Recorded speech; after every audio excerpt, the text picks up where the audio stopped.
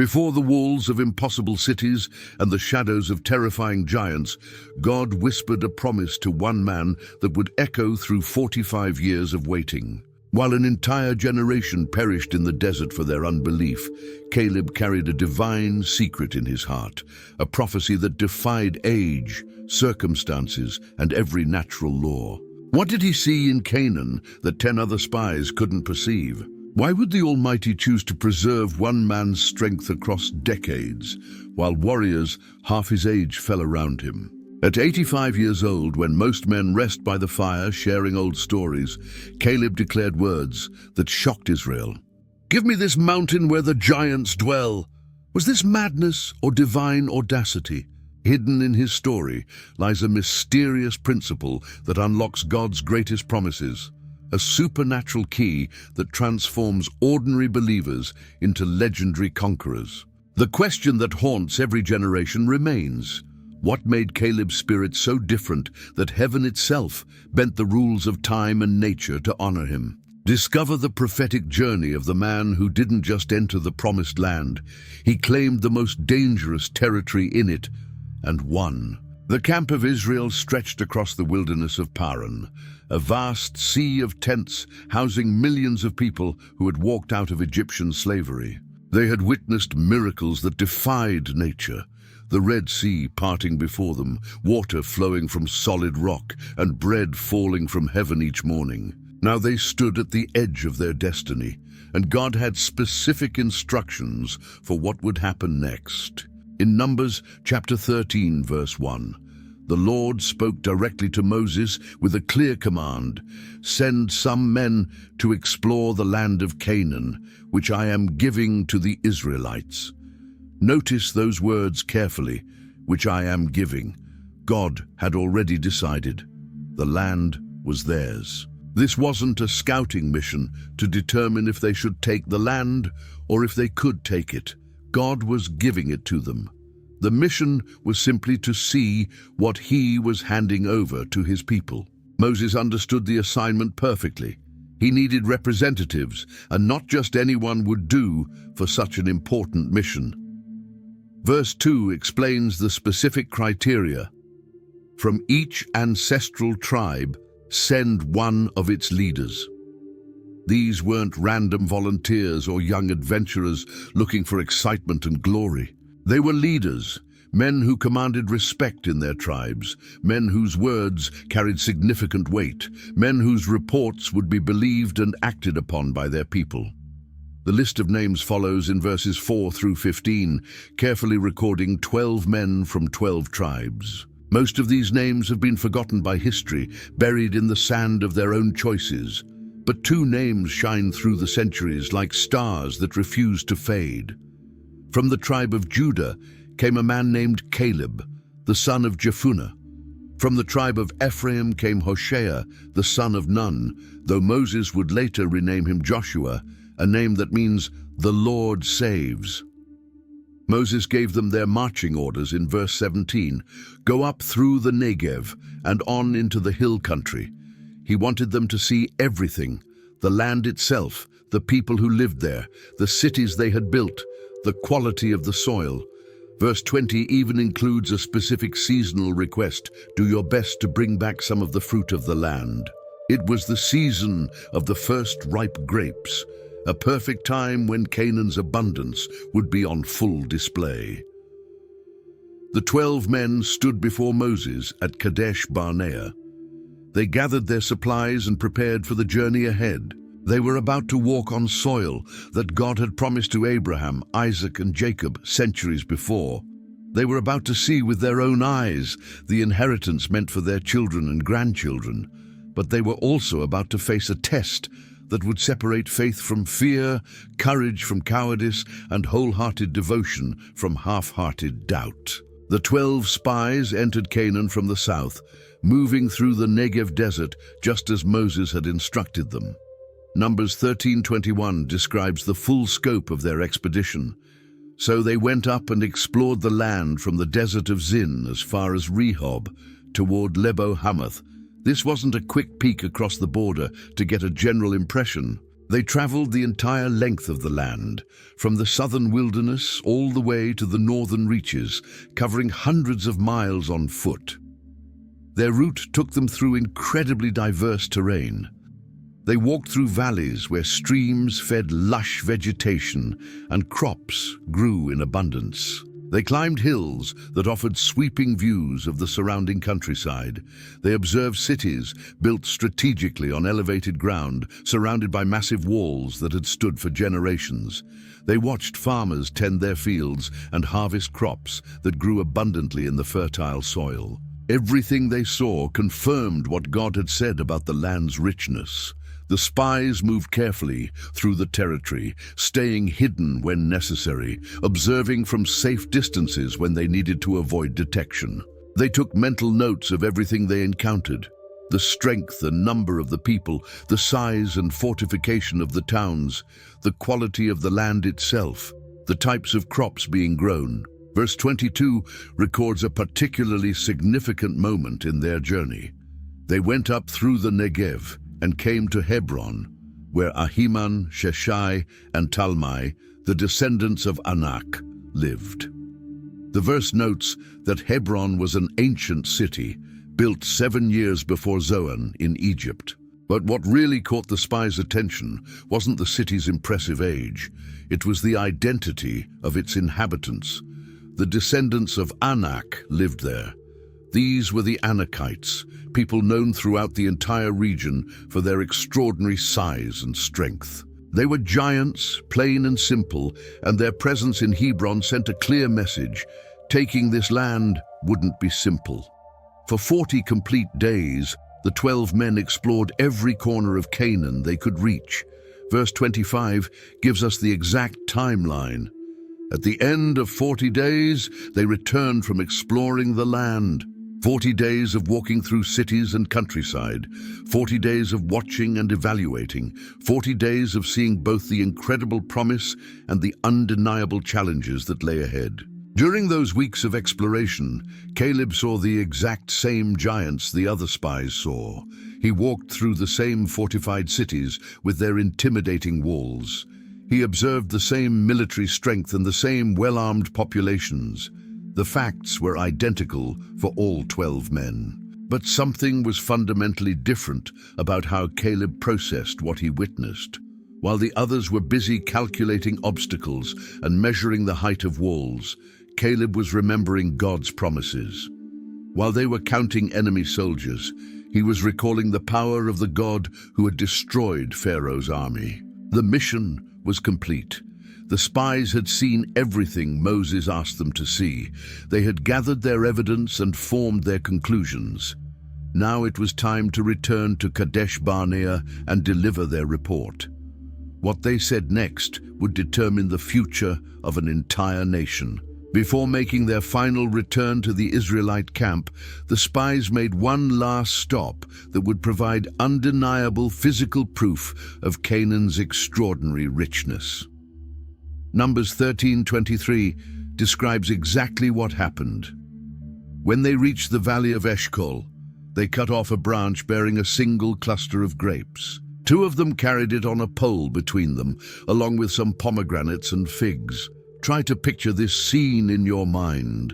The spies found a grapevine so incredibly productive that one single cluster of grapes required 2 grown men to carry it on their shoulders. Think about that for a moment. They cut down the branch, carefully slid a sturdy pole through it, and then hoisted it onto their shoulders like hunters carrying large game from a successful expedition. This wasn't a small bunch of grapes that you could easily hold in one hand. This was a massive, heavy cluster, dripping with juice, providing visible evidence of soil so fertile that it produced fruit in extraordinary abundance. The name of the place itself tells us something important. The valley was called Eshcol, which literally means cluster in Hebrew. Whether it received this name because of this specific incident or because such impressive clusters were commonly found there, the point remained clear. This land produced agricultural bounty like no other place they had seen. God had promised them a land flowing with milk and honey, and here was the proof, hanging heavy on a pole, requiring 4 strong hands to transport it. But the spies didn't stop their fruit collection with just grapes. The verse tells us they also gathered pomegranates and figs, 2 other fruits that spoke powerfully of the land's diversity and richness. These weren't wild items you would find growing randomly in the harsh desert where Israel was currently camped. These were symbols of settled agricultural life, of carefully tended orchards that had been planted and maintained by previous generations. The fruit served an obvious practical purpose. Moses had specifically asked them in verse 20 to bring back samples of what grew in the land. But the fruit also served a deeper purpose. It served as an undeniable witness. When the spies stood before the assembly and delivered their report, people wouldn't have to just take their word for it. They could see with their own eyes and even taste with their own mouths what Canaan had to offer. No one could reasonably deny the land's quality when the evidence hung right there before them. The contrast between what they physically carried and what 10 of them would verbally say reveals something profound about human nature. The fruit on that pole declared one clear message: this land is good. This land is worth having. This land is everything God promised. But 10 of the spies were preparing to deliver a report that would say something entirely different. They were about to focus not on the fruit of promise, but on the giants of obstacle, not on what God had said he would do, but on what they thought they couldn't do. Caleb saw the same fruit, traveled the same roads, observed the same challenges, but his heart settled into a different conclusion. The fruit confirmed that God's promise was real and worth fighting for. The 12 spies finally arrived back at Kadesh Barnea, where the entire assembly of Israel had been eagerly waiting for their return. Numbers 13:26 carefully sets the scene.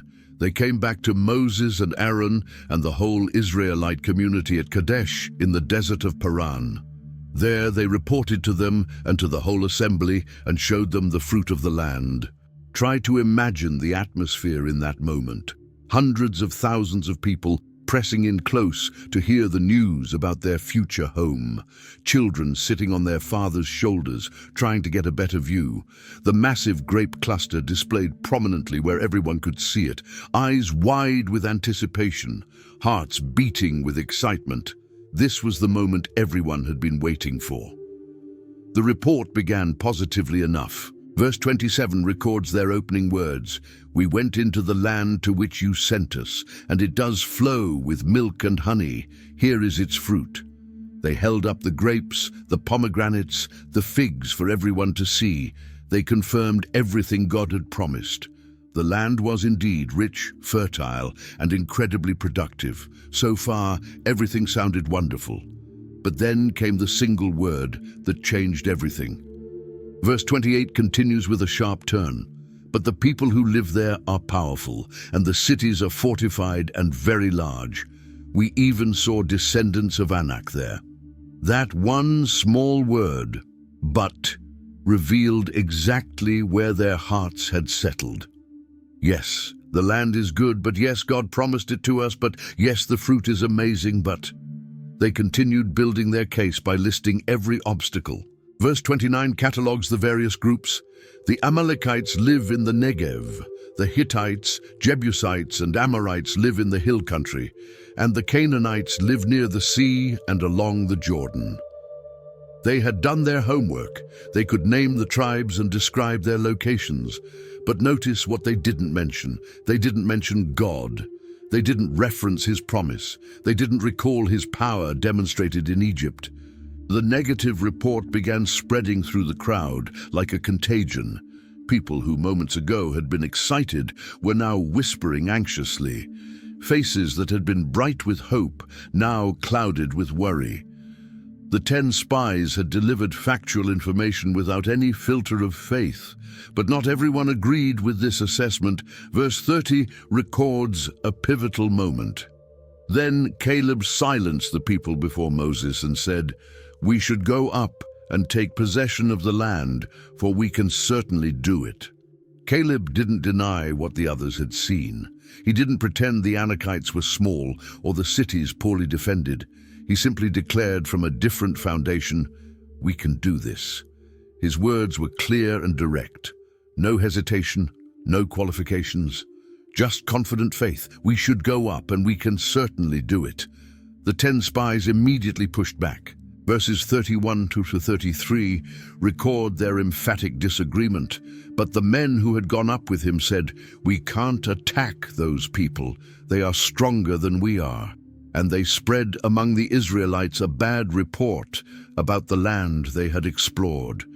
Notice the language. They spread a bad report. This wasn't just sharing information, it was actively undermining faith. Verse 32 continues, "The land we explored devours those living in it. All the people we saw there are of great size." And then came the statement that revealed the depth of their unbelief.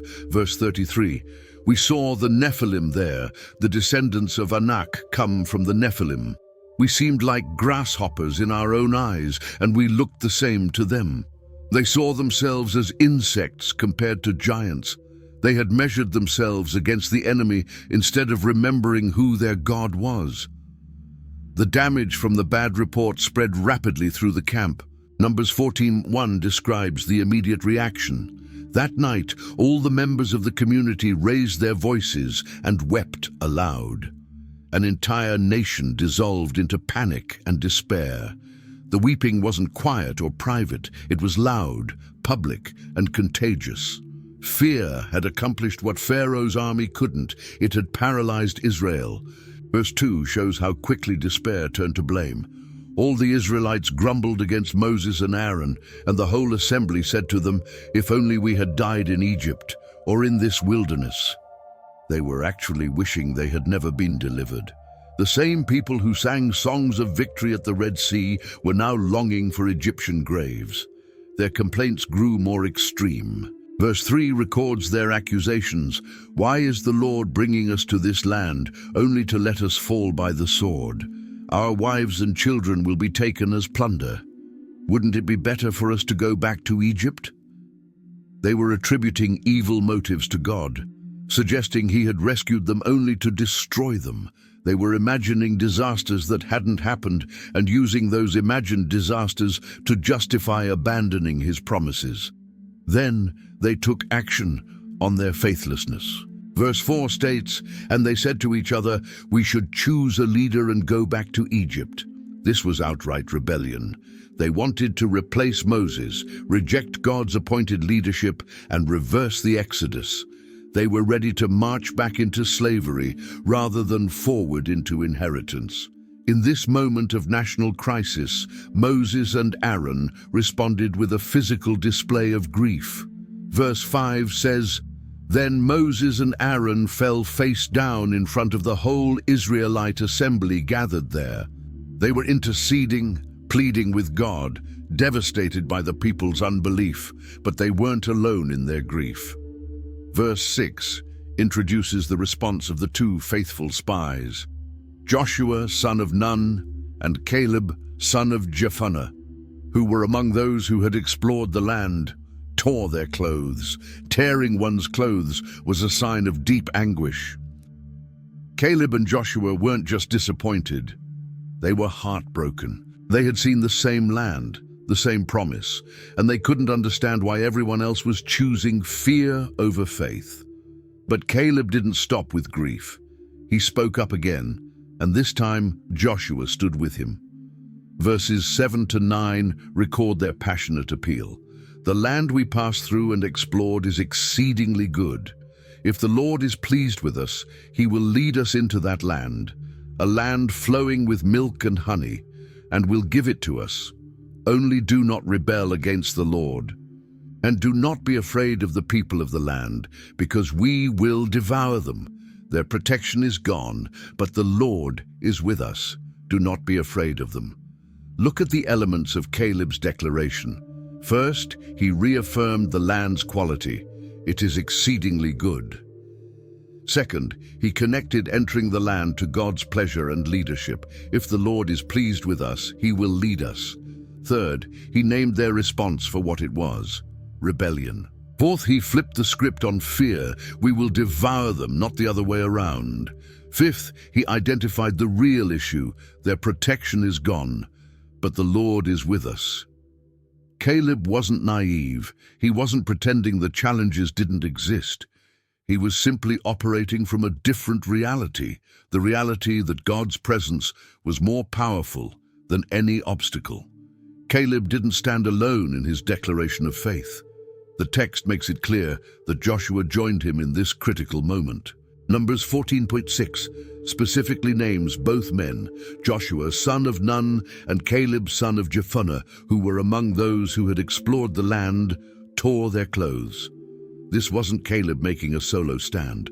They were united, two voices speaking as one. The fact that both men tore their clothes reveals the depth of their shared anguish. This wasn't a casual disagreement. This was a spiritual crisis that cut to their core. They had witnessed God's goodness in the land. They had seen evidence of his promise. And now they were watching an entire nation reject it based on fear. When they addressed the assembly together, as recorded in verses 7-9, they weren't just sharing opinions. They were bearing witness. Both men had walked the same roads through Canaan. Both had seen the fortified cities and the descendants of Anak. Both had gathered the fruit. Their testimony carried weight precisely because there were two of them, confirming each other's account.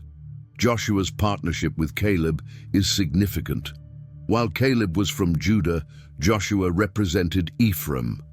They came from different backgrounds, different tribal identities, yet they arrived at the same conclusion because they were both looking through the lens of faith rather than fear. Their unity demonstrated that wholehearted devotion to God transcends human divisions. The text in verse 9 includes a phrase that shows their shared theological understanding: their protection is gone, but the Lord is with us. This wasn't just optimistic thinking. Joshua and Caleb had spiritual insight that the other spies lacked. They recognized that the real battle wasn't about military strength. It was about the presence or absence of God's protection. The nations in Canaan might look powerful, but if God had removed his protection from them, they were vulnerable. Both men ended their appeal with the same command: do not be afraid of them. Fear was the enemy they were fighting in that moment. Not the Canaanites, not the Anakites. The real enemy was the fear gripping the hearts of their fellow Israelites, the fear that made God's promises seem small and the obstacles seem insurmountable. Standing together, Caleb and Joshua represented what faith looks like when lived out in community. They encouraged each other. They confirmed each other's testimony. They faced opposition side by side. Neither had to carry the burden alone. The assembly's response to Caleb and Joshua's passionate appeal was shocking. Numbers 14:10 records, "But the whole assembly talked about stoning them. Instead of being moved by faith, the people wanted to kill the men who were calling them to believe God." This reveals how deeply fear and rebellion had infected their hearts. Before the first stone could be thrown, God intervened. The second part of verse 10 states, "Then the glory of the Lord appeared at the tent of meeting to all the Israelites." God's visible presence manifested at the tabernacle. This was a direct divine interruption. God spoke directly to Moses, and his words in verse 11 revealed his righteous anger. "How long will these people treat me with contempt? How long will they refuse to believe in me, in spite of all the signs I have performed among them?" God had split the Red Sea, provided manna daily, given water from rocks, yet they still wouldn't trust him. Verse 12 shows how serious the situation had become. "I will strike them down with a plague and destroy them, but I will make you into a nation greater and stronger than they." God was prepared to start over with Moses, but Moses interceded. In verses 13 to 19, he pleaded with God on behalf of the people, appealing to God's reputation and character. Verse 20, I have forgiven them as you asked. But forgiveness didn't mean freedom from consequences. Verses 22-23 contain God's solemn declaration, "Not one of those who saw my glory and the signs I performed in Egypt and in the wilderness, but who disobeyed me and tested me 10 times, not one of them will ever see the land I promised on oath to their ancestors. No one who has treated me with contempt will ever see it." The judgment was specific and severe. The generation that had witnessed God's miracles but refused to trust him would die in the wilderness. Verse 29, "In this wilderness your bodies will fall, every one of you 20 years old or more, who was counted in the census and who has grumbled against me." Then came the mathematical precision of the judgment. Verse 34, "For 40 years, 1 year for each of the 40 days you explored the land, you will suffer for your sins and know what it is like to have me against you." They had spent 40 days looking at the land and deciding they couldn't take it. Now they would spend 40 years wandering. The immediate consequence for the 10 spies was swift. Verse 37, "These men who were responsible for spreading the bad report about the land were struck down and died of a plague before the Lord." God didn't wait. Their punishment was instant. Verse 38 provides the contrast. "Of the men who went to explore the land, only Joshua, son of Nun, and Caleb, son of Jephunneh, survived. While their companions died, Joshua and Caleb remained standing. In the midst of judgment, God spoke words of hope to the faithful. Numbers 14:24 contains God's declaration about Caleb. "But because my servant Caleb has a different spirit and follows me wholeheartedly, I will bring him into the land he went to, and his descendants will inherit it." Look at how God described Caleb. First, he called him my servant, a title of honor. Second, he said Caleb had a different spirit. Caleb wasn't like the other spies. He didn't process information the same way. His spirit was different because it was fully devoted to God. Third, God said Caleb follows me wholeheartedly. This is the key phrase. The concept here is about complete devotion, undivided loyalty, total commitment. Caleb didn't follow God halfway. He held nothing back. His faith wasn't compartmentalized. It affected everything. Because of this wholehearted devotion, God made a promise. "I will bring him into the land he went to, and his descendants will inherit it." This wasn't just a promise of personal survival. It was a promise of inheritance for generations. Caleb would enter Canaan, and his children would possess the territory he had walked during exploration. Deuteronomy 1:36 adds, "Not one of you will see it, except Caleb son of Jephunneh. He will see it, and I will give him and his descendants the land he set his feet on, because he followed the Lord wholeheartedly." The promise was specific, the land he set his feet on. Joshua 14:9 quotes Moses speaking to Caleb, "So on that day Moses swore to me, the land on which your feet have walked will be your inheritance and that of your children forever, because you have followed the Lord my God wholeheartedly." This personal oath became Caleb's anchor through 40 years of wilderness. The promise teaches us about God's character. He notices faithfulness. He rewards wholehearted devotion.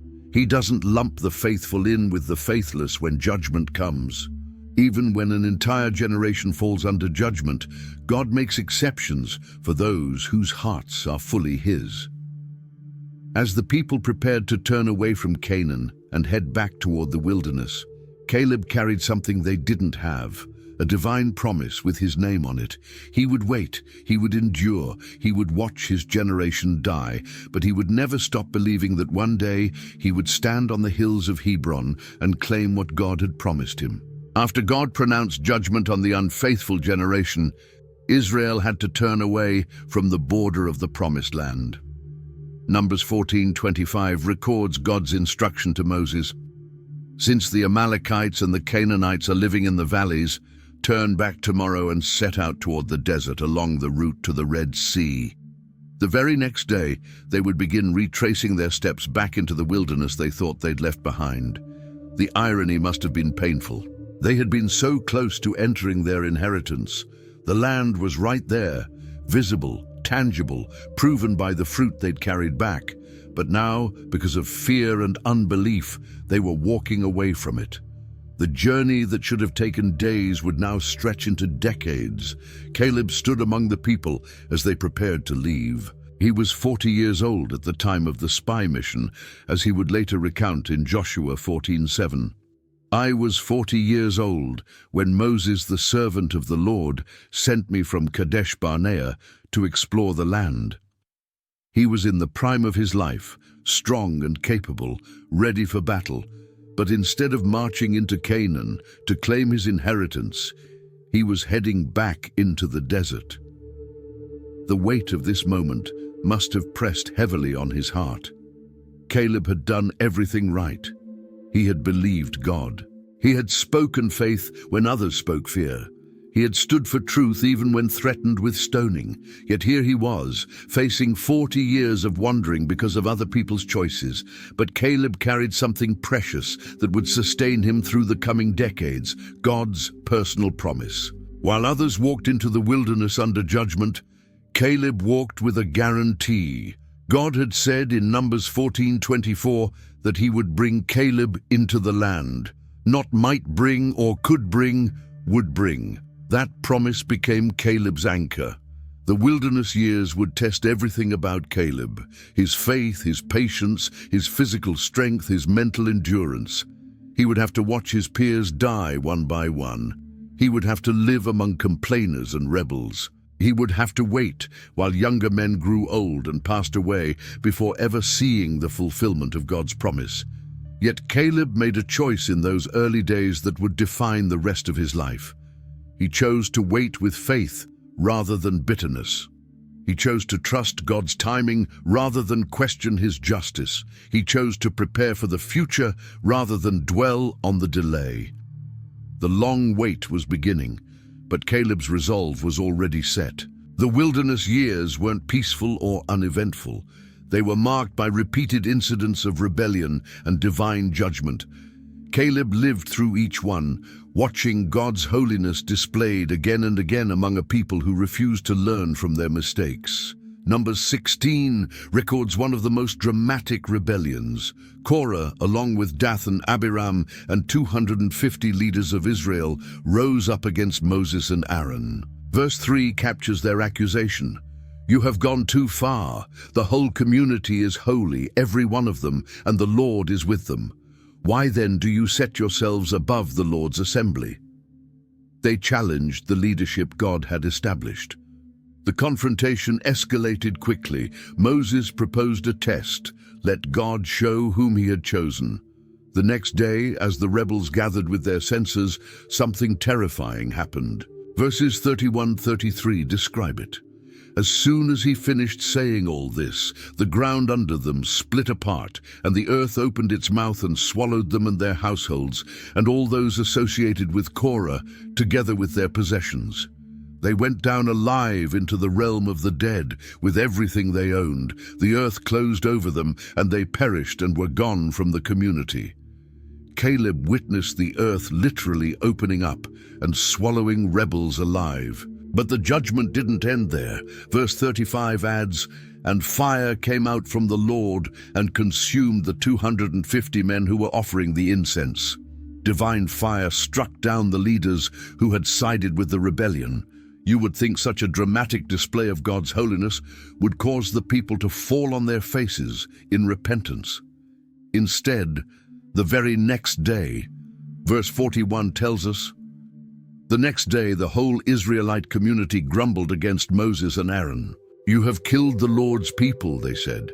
They blamed Moses for what God had done. God's response was immediate. Verse 44-45 records, then the Lord said to Moses, get away from this assembly so I can put an end to them at once. And they fell face down. Then Moses said to Aaron, take your censer and put incense in it, along with burning coals from the altar, and hurry to the assembly to make atonement for them. Wrath has come out from the Lord. the plague has started. A plague began killing people on the spot. Aaron ran among the people with his censer, standing between the living and the dead to stop the plague. Verse 49 records the cost, but 14,700 people died from the plague, in addition to those who had died because of Korah. In just 2 days, over 15,000 people died because of rebellion and complaining. Caleb lived through this. He watched the earth swallow rebels. He saw fire consume leaders. He witnessed a plague sweep through the camp. He counted the dead, neighbors, acquaintances, perhaps even relatives. Yet through it all, his faith in God didn't waver. He understood something crucial. God's judgments weren't arbitrary or cruel. They were the necessary response of a holy God to persistent rebellion. Where others saw reasons to doubt God's goodness, Caleb saw confirmations of God's holiness. Where others complained about God's severity, Caleb recognized God's patience. The same God who judged sin had promised Caleb an inheritance. That promise stood firm, no matter what happened around him. The wilderness became a vast graveyard for an entire generation. Year after year, funeral followed funeral. The people who had been counted in the census at the beginning, everyone 20 years old and above, began dying off, exactly as God had said they would. Numbers 26 records a second census taken near the end of the 40 years. The contrast with the first census is striking and sobering. Verses 63-65 provide the summary. These are the ones counted by Moses and Eleazar the priest, when they counted the Israelites on the plains of Moab by the Jordan across from Jericho. Not one of them was among those counted by Moses and Aaron the priest when they counted the Israelites in the desert of Sinai. For the Lord had told those Israelites they would surely die in the wilderness, and not one of them was left except Caleb, son of Jephunneh, and Joshua, son of Nun. Read that again. Not one person from the original census remained alive except Caleb and Joshua. An entire generation had passed away, hundreds of thousands of funerals, hundreds of thousands of graves scattered across the wilderness. The judgment God pronounced had come to pass with absolute precision. Caleb attended those funerals. He buried friends he'd known since Egypt. He watched men who had been strong warriors grow sick and die. He saw women who had danced at the Red Sea carried to their graves. He observed families weeping over parents who would never see the promised land. The death toll mounted year after year, a constant reminder of what unbelief costs. The deaths weren't all from old age. Some came through plagues, as we saw with Korah's rebellion. Some came through other judgments. Numbers 21.6 mentions another incident. Then the Lord sent venomous snakes among them. They bit the people, and many Israelites died. Even in judgment, God provided a way of salvation through the bronze snake, but many still perished. Each death carried a message. God means what he says. When he pronounces judgment, it happens. When he sets a boundary, crossing it brings consequences. The wilderness wasn't just a holding area, it was a courtroom where divine justice was executed over 4 decades. Yet in the midst of all this death, Caleb remained alive. He grew older, yes. His hair turned gray. His face showed the marks of desert sun and wind. But his body stayed strong. His health held firm. While others his age died around him, Caleb kept living. It wasn't luck or good genetics. It was the fulfillment of God's specific promise to preserve him for the inheritance ahead. Deuteronomy 2:14-16 summarizes the wait. 38 years passed from the time we left Kadesh Barnea until we crossed the Zered Valley. By then, that entire generation of fighting men had perished from the camp, as the Lord had sworn to them. The Lord's hand was against them until he had completely eliminated them from the camp. Now, when the last of these fighting men among the people had died, the Lord said to me, the last funeral was held. The last member of the condemned generation was buried. The wilderness had claimed everyone God said it would claim, except the two faithful spies. Caleb had outlived them all, not by his own strength, but by God's preserving power. The death of a generation was complete, and the time for fulfillment was drawing near. During those long wilderness years, Caleb faced a daily challenge that might have been harder than any physical trial: keeping the vision alive. He had seen Canaan. He had walked its hills, tasted its fruit, observed its cities. That experience happened when he was 40 years old. Now the years were stretching toward 80, and the land seemed as distant as ever. Memory can fade over time. Colors become less vivid. Details blur. The sharp clarity of a 40-year-old experience can become fuzzy and uncertain decades later. But Caleb couldn't afford to let that happen. The vision of Canaan, specifically the hill country of Hebron where the giants lived, had to stay fresh in his mind and heart. So Caleb talked about it. He described the valleys to younger men who had never seen them. He recounted the size of the grape clusters to children who had been born in the wilderness. He painted pictures with his words of cities built on hills, of orchards heavy with fruit, of streams flowing with clear water. He kept the promise alive, not just in his own heart, but in the hearts of the next generation. The younger generation needed to hear these stories. They had grown up in tents, moving from place to place, seeing nothing but sand and rock. They needed to know that something better existed. They needed to understand that they weren't wandering aimlessly. They were waiting for an inheritance.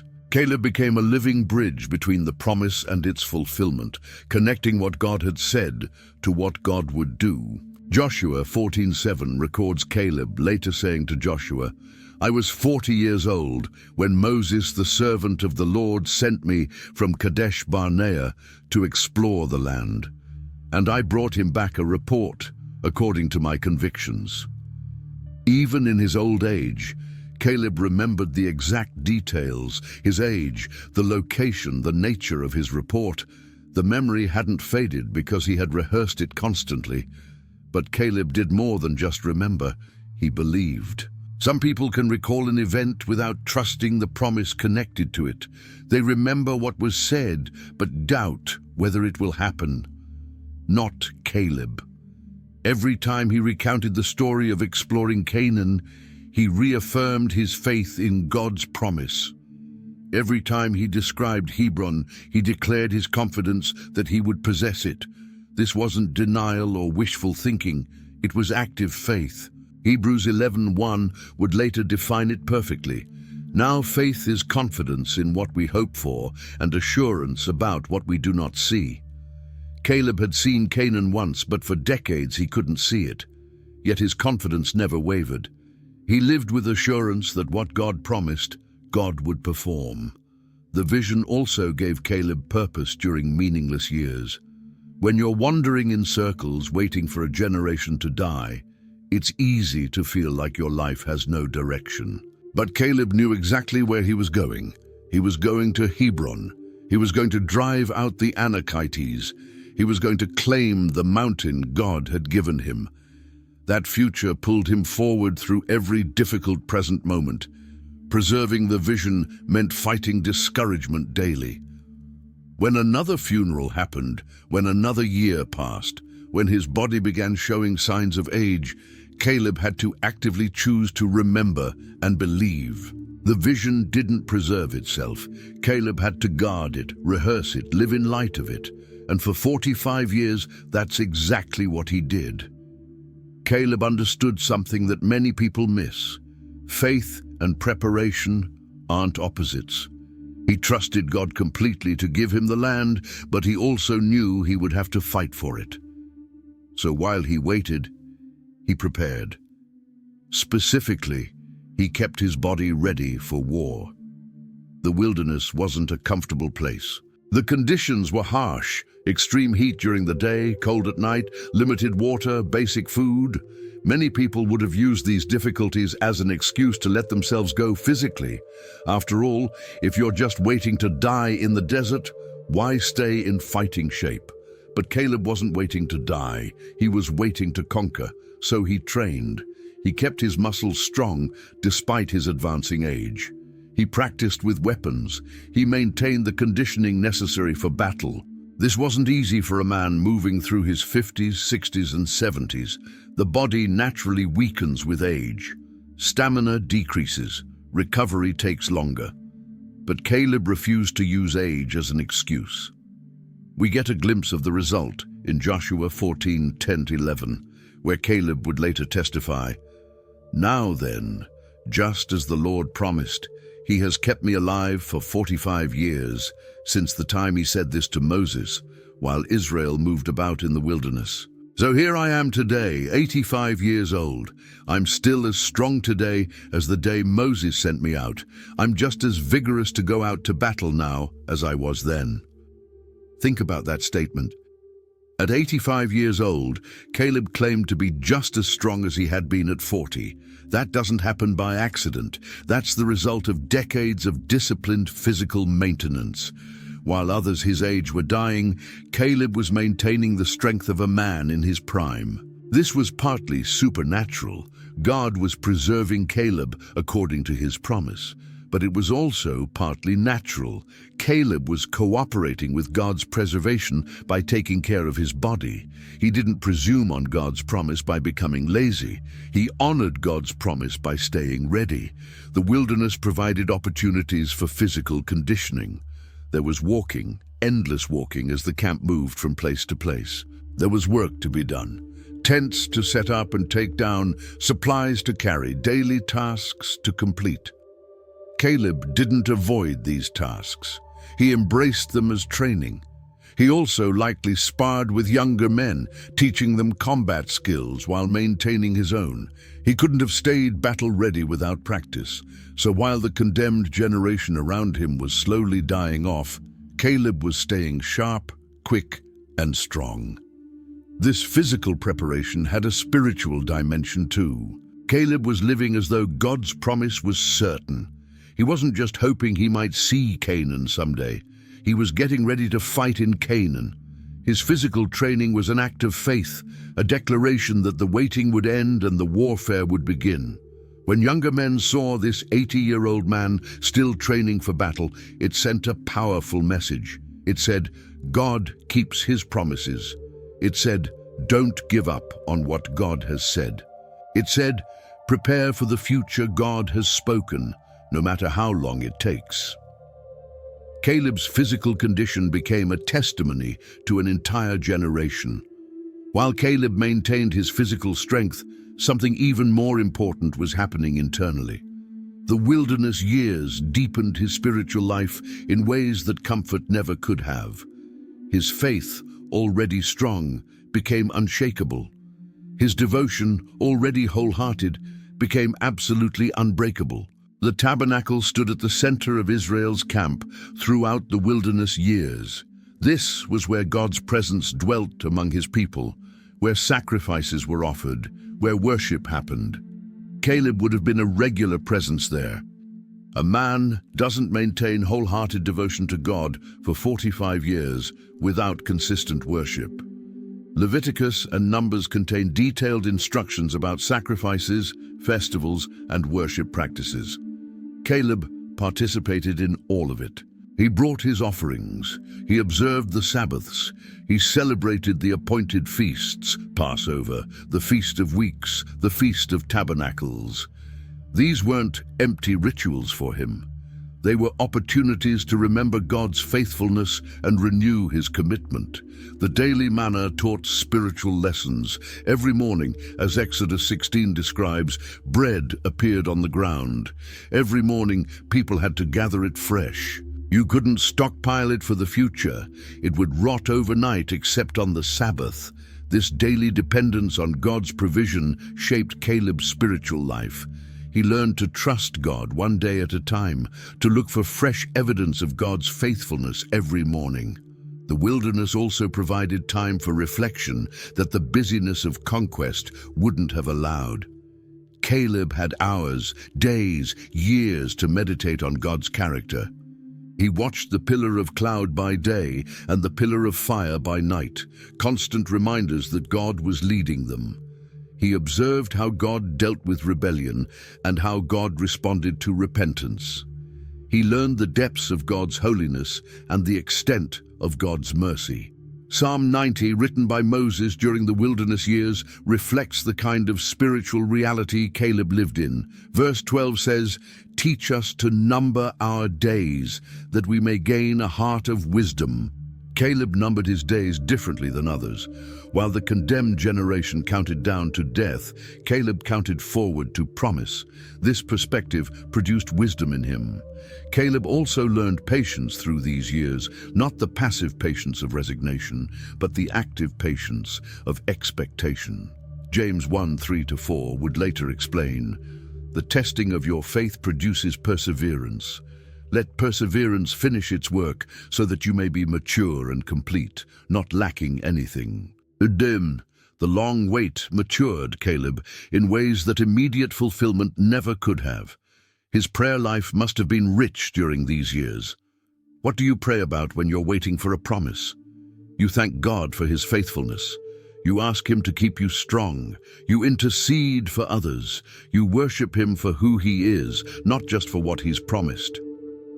Caleb's conversations with God shaped his soul. The wilderness stripped away anything in Caleb that wasn't genuine.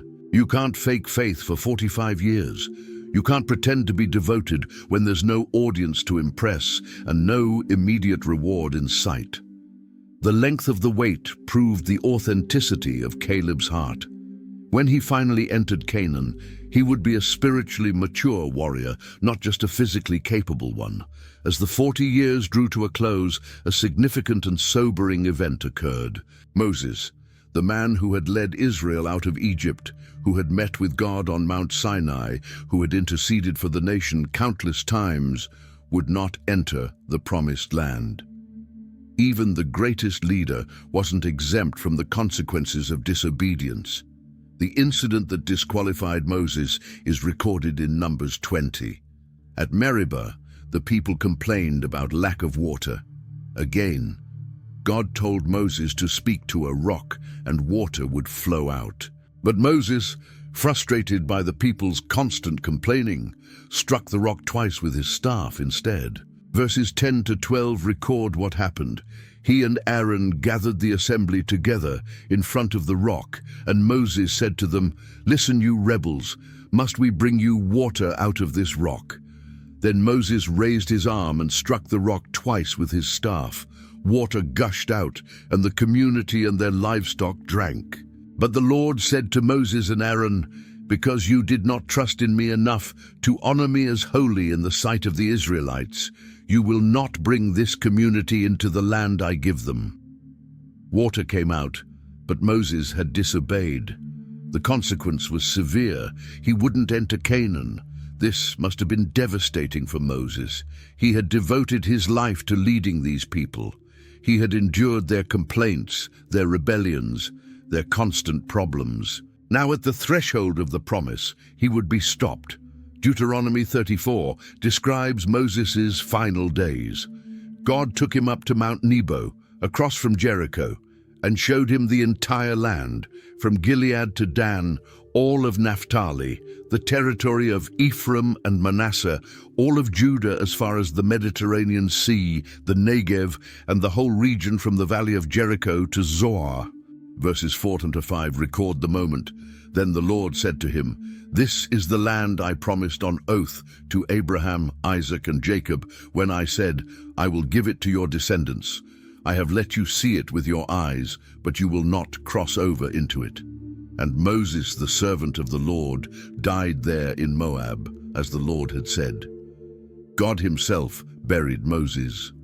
Verse 6 says, "He buried him in Moab, in the valley opposite Beth Peor, but to this day no one knows where his grave is." No monument marked the spot. No shrine would become a place of worship. Moses simply passed from this life, buried by God's own hand. Caleb witnessed this transition. The man who had sent him on the spy mission 45 years earlier was gone. The man who had stood with him and Joshua when they declared faith at Kadesh Barnea was no longer there. Moses, who had promised Caleb that the land would be his, had died without entering it himself. This could have shaken Caleb's faith. If Moses didn't make it in, how could he be sure he would? But Caleb understood something crucial. God's promises to individuals are specific. Moses' disqualification didn't cancel Caleb's inheritance. God's word to Caleb stood independent of what happened to anyone else, even Moses. The people mourned for Moses for 30 days, as verse 8 records. It was the end of an era. The man who had defined their national identity for 4 decades was gone, but the promise he had delivered to Caleb remained alive. Moses could die, but God's word couldn't fail. With Moses gone, leadership passed to Joshua. This wasn't a surprise appointment. God had been preparing Joshua for this role. Deuteronomy 34:9 states, "Now Joshua son of Nun was filled with the spirit of wisdom because Moses had laid his hands on him. So the Israelites listened to him and did what the Lord had commanded Moses." For Caleb, this transition was significant. Joshua wasn't just the new leader.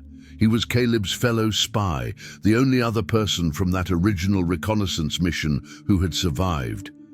They had stood together at Kadesh Barnea 45 years earlier when everyone else chose fear. They had faced down an angry mob together. They had carried God's promise together through 4 decades of wilderness wandering. Now Joshua was in command and Caleb was ready to serve under his leadership. There was no jealousy, no competition. Caleb didn't resent that Joshua received the leadership position. He recognized that God places people where he wants them. Joshua was called to lead the nation. Caleb was called to be a faithful warrior and eventually to possess Hebron. Different callings, but equally important. God spoke directly to Joshua at the beginning of his leadership, as recorded in Joshua 1. Verses 1 to 2 set the scene. After the death of Moses, the servant of the Lord said to Joshua, son of Nun, Moses' aide, "Moses, my servant, is dead. Now then, you and all these people, get ready to cross the Jordan River into the land I am about to give to them, to the Israelites." The waiting was almost over. The command had been given. Get ready to cross. After 45 years, the moment was approaching. God continued speaking to Joshua in verses 5 to 6. "No one will be able to stand against you all the days of your life. As I was with Moses, so I will be with you. I will never leave you nor forsake you. Be strong and courageous, because you will lead these people to inherit the land I swore to their ancestors to give them." Joshua needed to hear those words of encouragement. Leading Israel into battle against fortified cities and powerful armies was daunting, but God promised his presence. He promised victory. He commanded courage. These were the same kinds of promises Caleb had been living on for decades. Joshua then prepared the people. Joshua 1:10-11 records his orders. So Joshua ordered the officers of the people, "Go through the camp and tell the people, get your provisions ready. 3 days from now you will cross the Jordan here to go in and take possession of the land the Lord your God is giving you for your own." 3 days. After 45 years of waiting, Caleb had just 3 more days. The supplies needed to be gathered, the people needed to be organized, the warriors needed to be ready, and Caleb, now 85 years old, was preparing for the battle he had been training for since he was 40. Joshua's leadership brought a new energy to the camp. This wasn't Moses looking at the land from a distance. This was Joshua preparing to enter it. The younger generation, born in the wilderness, was finally going to see what their parents had rejected. And Caleb, the last survivor of the older generation besides Joshua, was going to fulfill the promise he had carried in his heart for over 4 decades.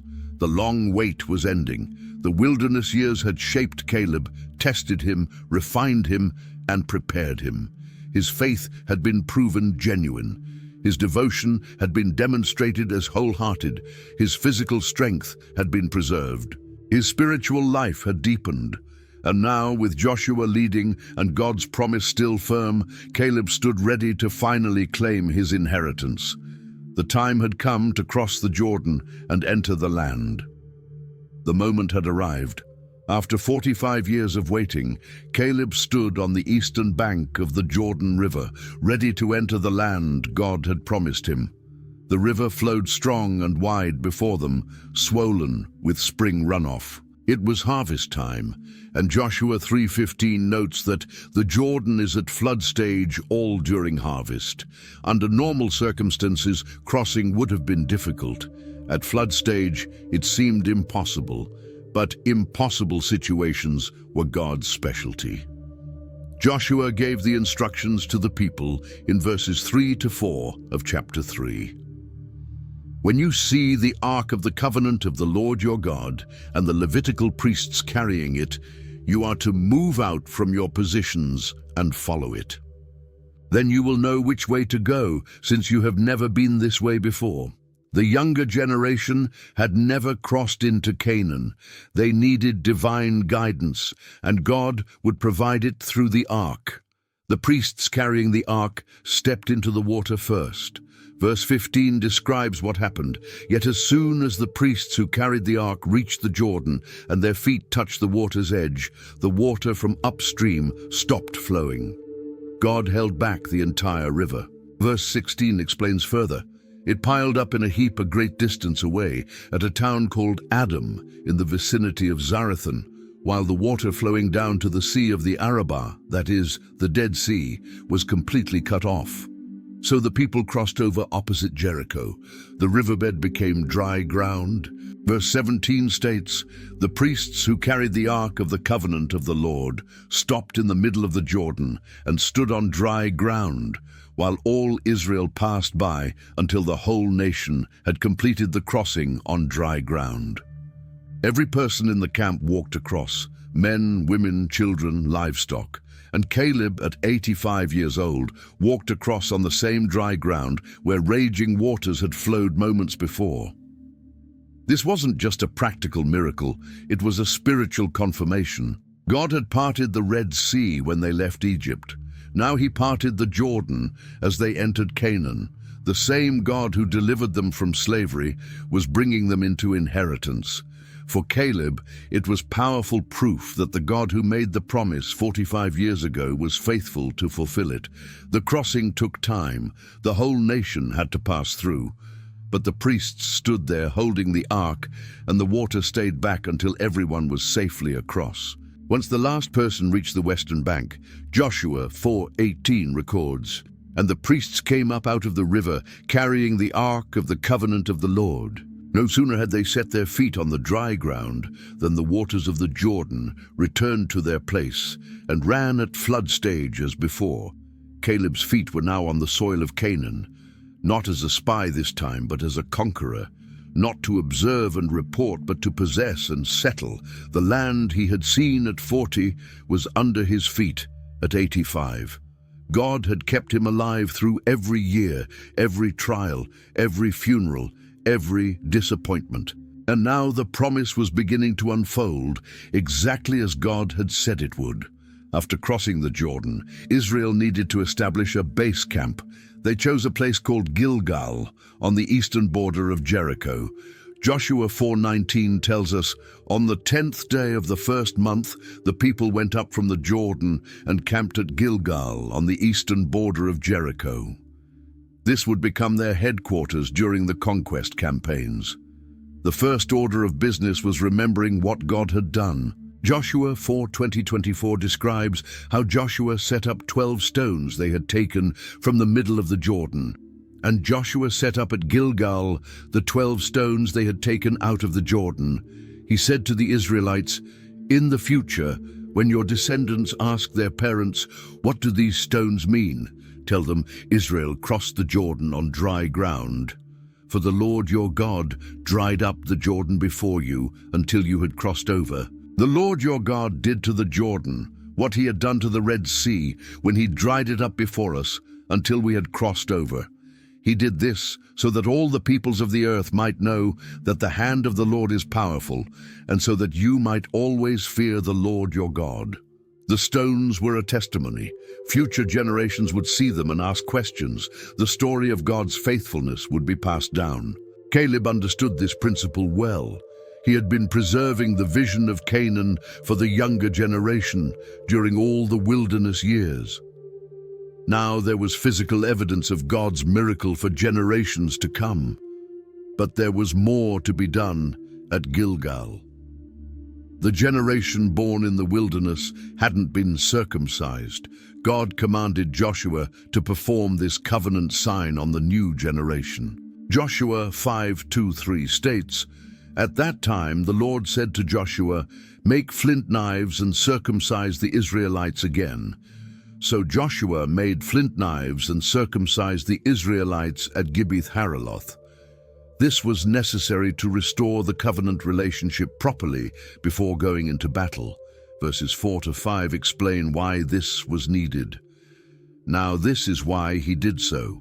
All those who came out of Egypt, all the men of military age, died in the wilderness on the way after leaving Egypt. All the people that came out had been circumcised, but all the people born in the wilderness during the journey from Egypt had not. The wilderness generation had neglected this command. Now it was being corrected. After the circumcision, the people stayed at Gilgal while they healed. Then came another significant moment. They celebrated Passover. Verse 10, "On the evening of the 14th day of the month, while camped at Gilgal on the plains of Jericho, the Israelites celebrated the Passover." This was the first Passover celebrated in the Promised Land. It commemorated their deliverance from Egypt, and now they were observing it in the land God had promised would be theirs. The very next day brought another change. Verse 11-12. The day after the Passover, that very day, they ate some of the produce of the land, unleavened bread and roasted grain. The manna stopped the day after they ate this food from the land. There was no longer any manna for the Israelites. But that year, they ate the produce of Canaan. For 40 years, manna had appeared every morning. Now it stopped. They would eat from the land's harvest instead.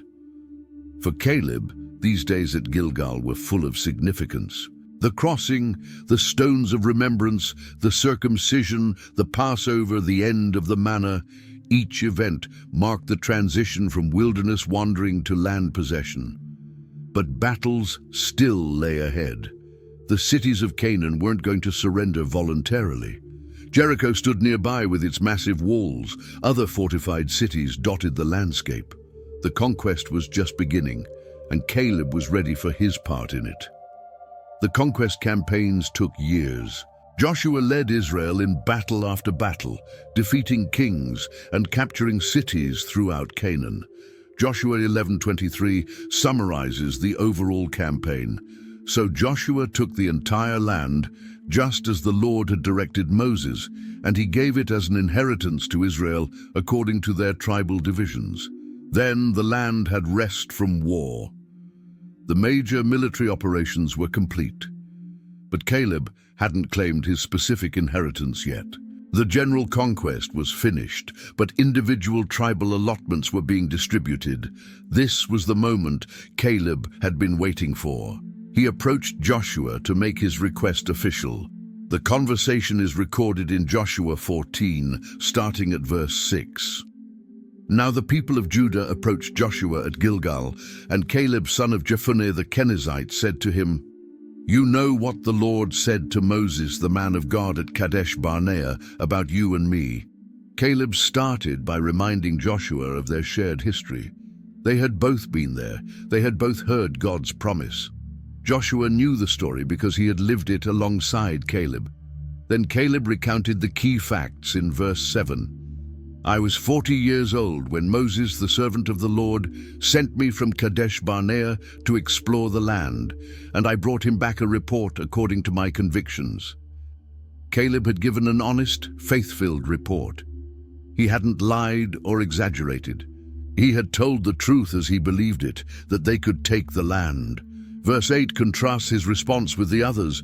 But my fellow Israelites who went up with me made the hearts of the people melt in fear. I, however, wholeheartedly followed the Lord my God. There's that phrase again, wholeheartedly. It defined Caleb then and it defined him now, 45 years later. His devotion hadn't wavered. Caleb continued in verse 9, quoting Moses, "So on that day Moses swore to me, the land on which your feet have walked will be your inheritance and that of your children forever, because you have followed the Lord my God wholeheartedly." This was the promise. The land his feet touched during the spy mission would belong to him and his descendants forever. Then came Caleb's testimony about God's faithfulness through the years. Verse 10, "Now then, just as the Lord promised, he has kept me alive for 45 years since the time he said this to Moses, while Israel moved about in the wilderness. So here I am today, 85 years old." 45 years had passed. An entire generation had died, but Caleb was standing there, alive and ready, exactly as God had promised. But Caleb wasn't just alive, he was strong. Verse 11 contains his bold declaration, "I am still as strong today as the day Moses sent me out. I'm just as vigorous to go out to battle now as I was then."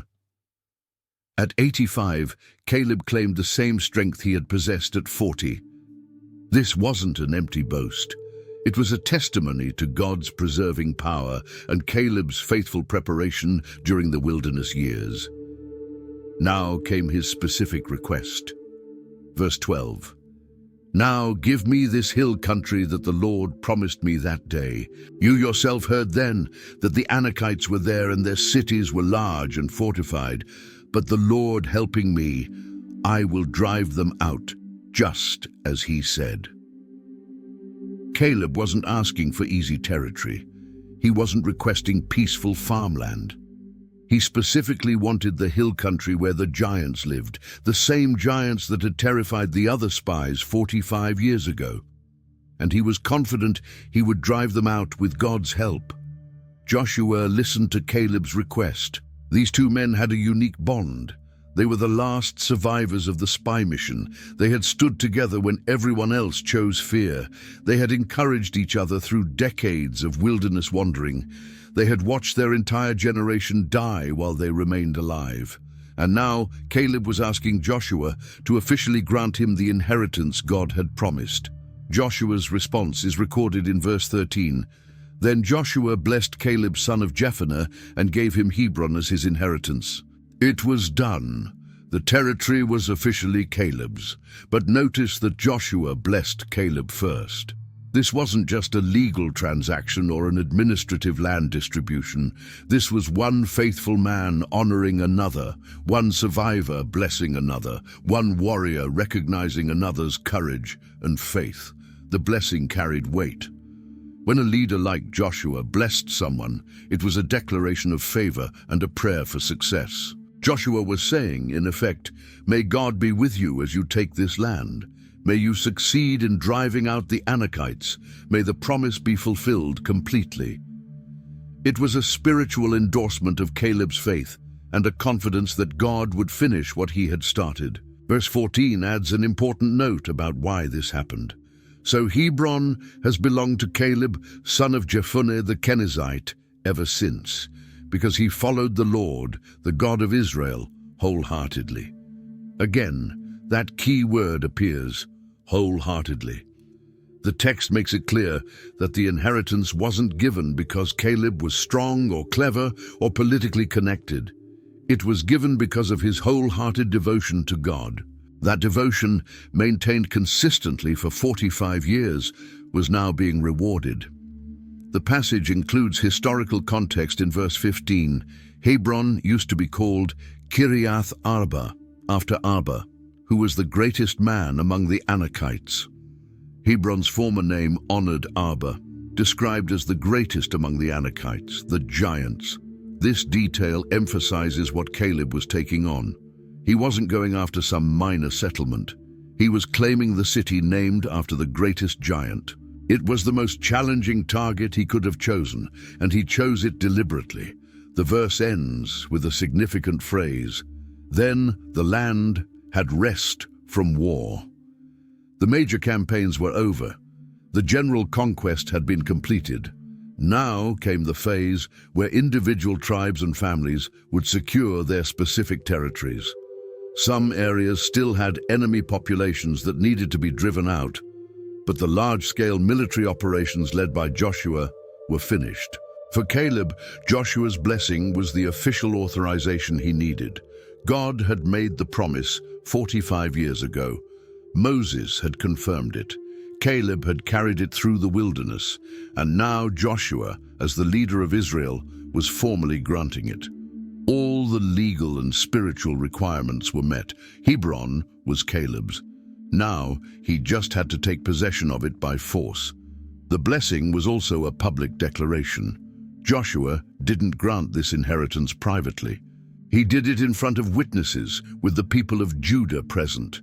Everyone would know that Caleb's possession of Hebron was legitimate and divinely ordained.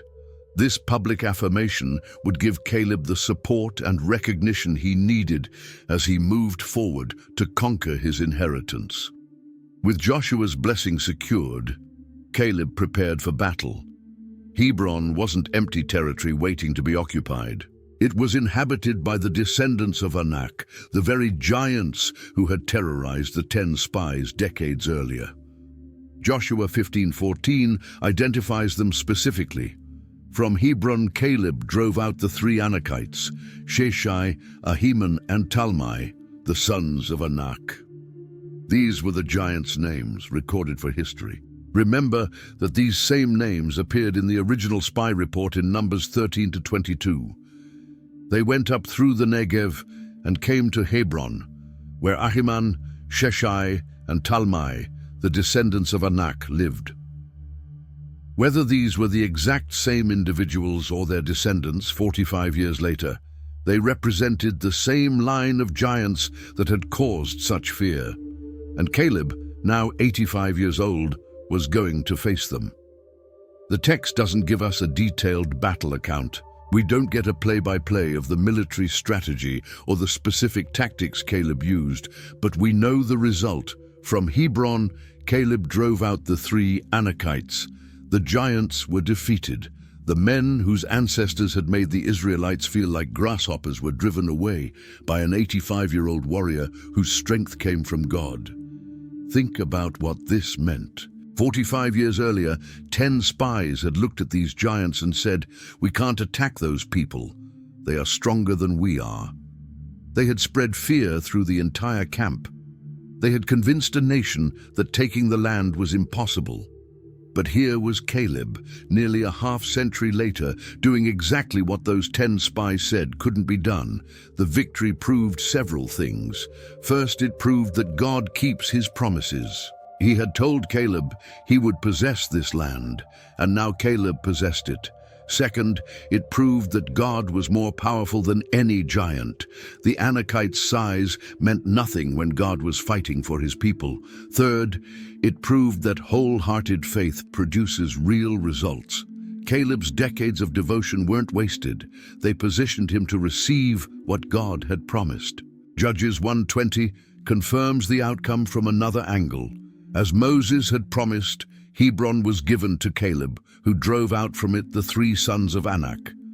The promise made by Moses was fulfilled. The territory granted by Joshua was secured. The giants who had seemed invincible were defeated. Everything came together exactly as God had said it would. The battle also sent a message to all of Israel. If an 85-year-old man could defeat giants through faith in God, what excuse did younger warriors have for fear? If Caleb could take the hardest territory in his old age, others could certainly conquer their allotted lands in their prime. His victory became an inspiration and a challenge to everyone who witnessed it. Hebron was now Caleb's. The hill country he had walked through as a spy at age 40 was his possession at age 85. The city that had been named after the greatest of the giants was now the inheritance of a man whose greatest quality was wholehearted devotion to God. The battle was won, and the promise was being fulfilled. Securing Hebron wasn't the end of Caleb's conquest. Another city needed to be taken. Joshua 15:15 records what happened next. From there, he marched against the people living in Debir, formerly called Kiriath Sepher. Debir was another fortified city in the region, previously known by the name Kiriath Sepher, which means city of books or city of scribes. Caleb could have stopped after taking Hebron. He had his primary inheritance. He had fulfilled the main promise. But Caleb wasn't someone who did the minimum. He pressed forward to secure the entire territory assigned to him. Debir was part of that territory, so Debir needed to be conquered. But this time, Caleb did something interesting. Instead of leading the attack himself, he issued a challenge to his fighting men. Verse 16 records his offer, and Caleb said, "I will give my daughter Achsah in marriage to the man who attacks and captures Kiriath Sepher." He put up his daughter's hand in marriage as the prize for whoever could take the city.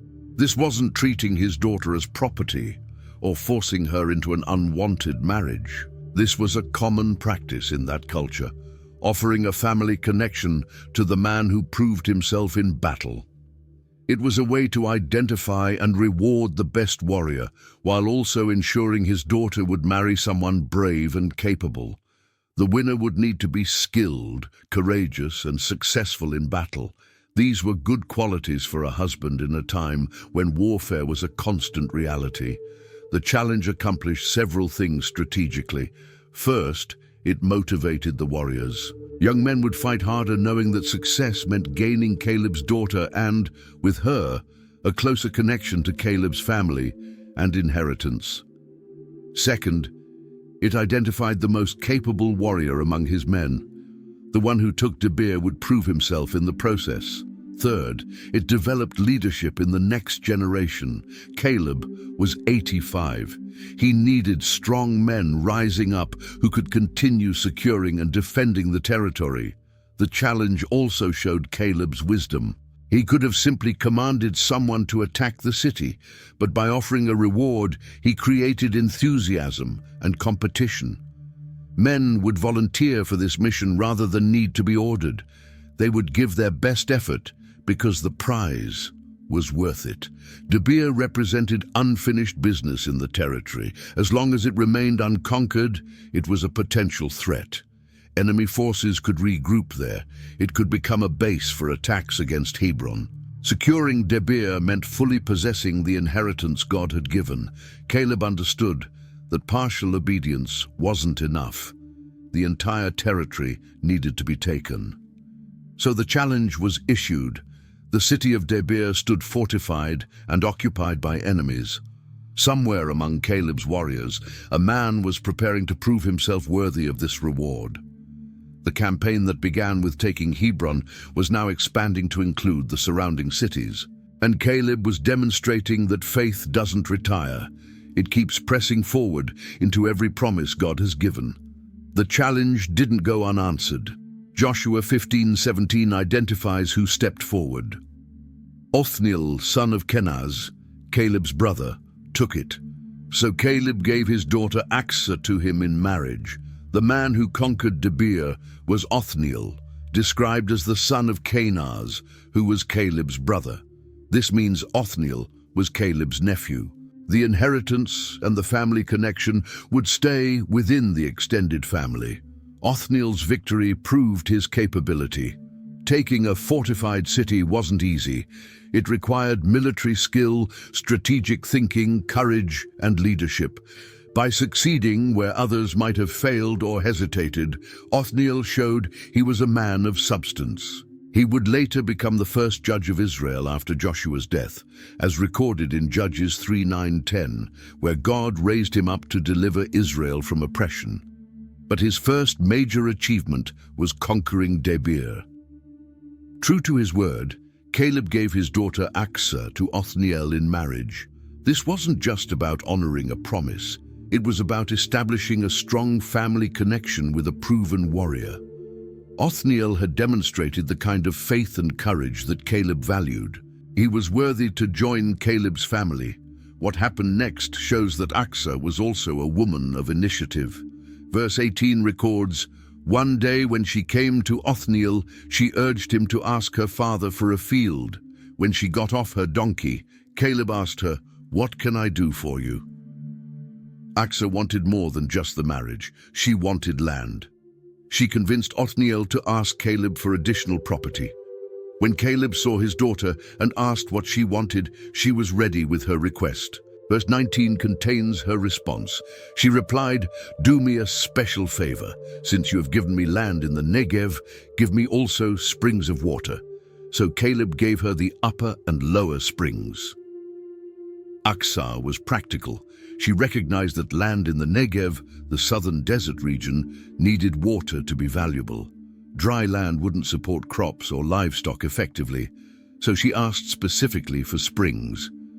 Caleb's response showed his generosity. She asked for springs, and he gave her not just one but two, the upper and lower springs. He didn't give the minimum.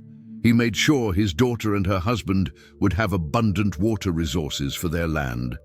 This wasn't just a father's love, it was a wise investment in the next generation's success. The entire episode reveals important aspects of Caleb's character, even in victory. He kept his promises. When he said the victor would marry his daughter, he followed through. He responded generously when asked for more. He could have said the marriage was enough, but he gave additional resources. He valued capability. He honored Othniel for proving himself in battle. And he set up the next generation for success. By giving his daughter and her husband good land with water, he ensured they could thrive. Othniel's victory completed the conquest of the key cities in Caleb's territory. Hebron had fallen. Debir had been taken. The giants were driven out. The fortified cities were captured. The land was being settled. What God had promised to Caleb 45 years earlier was now fully accomplished. Caleb's inheritance was now secure. The text in Joshua 15:13 establishes the scope of what he received. In accordance with the Lord's command to him, Joshua gave to Caleb son of Jephunneh a portion in Judah, Kiriath Arba, that is Hebron. Arba was the forefather of Anak. The land God had promised was officially in Caleb's possession. The city, once named after the forefather of the giants, now belonged to the man who had trusted God to overcome those giants. The territory wasn't small or insignificant. Hebron was a major city with strategic importance. It sat in the hill country of Judah, positioned well for both defense and influence. The surrounding area was fertile and productive. The springs Caleb gave to his daughter demonstrated that the region had good water sources. This was choice land, worth possessing and defending. Verse 14, which we looked at earlier in the battle account, confirms the complete victory. From Hebron, Caleb drove out the three Anakites, Sheshai, Ahiman, and Talmai, the sons of Anak. The giants were gone. The primary threat had been eliminated. The territory was cleared of enemies who could mount organized resistance.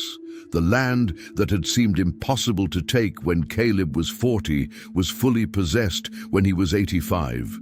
Every obstacle that had terrified the other spies, the giants, the fortified cities, the powerful inhabitants, had been overcome. God's promise had proven true in every detail. What God said at Kadesh Barnea had come to pass exactly as spoken. Joshua 14:14, which we saw earlier, adds the important summary. So Hebron has belonged to Caleb, son of Jephunneh the Kenizzite, ever since, because he followed the Lord, the God of Israel, wholeheartedly. The inheritance was permanent. It belonged to Caleb and would pass to his descendants. The phrase "ever since" indicates that at the time the book of Joshua was written, Hebron still belonged to Caleb's family line. The promise wasn't temporary, it was an eternal inheritance. The complete inheritance included not just the cities, but also the surrounding villages and fields. Caleb's descendants would farm the land, raise livestock, build homes, and establish communities. The promise to Caleb in Numbers 14:24, "I will bring him into the land he went to, and his descendants will inherit it," was fulfilled for both Caleb and his children. The inheritance was generational. Caleb could now rest in his old age. He had fought his battles, he had claimed his territory, he had driven out the giants, he had secured cities, he had blessed his daughter with good land and springs. He had seen God's faithfulness proven over 45 years and finally consummated in complete possession. The warrior could finally say, "It is finished." But the story's impact reached beyond Caleb's personal victory. His example encouraged all of Israel. Joshua 21:43-45 summarizes the overall conquest. "So the Lord gave Israel all the land he had sworn to give their ancestors, and they took possession of it and settled there.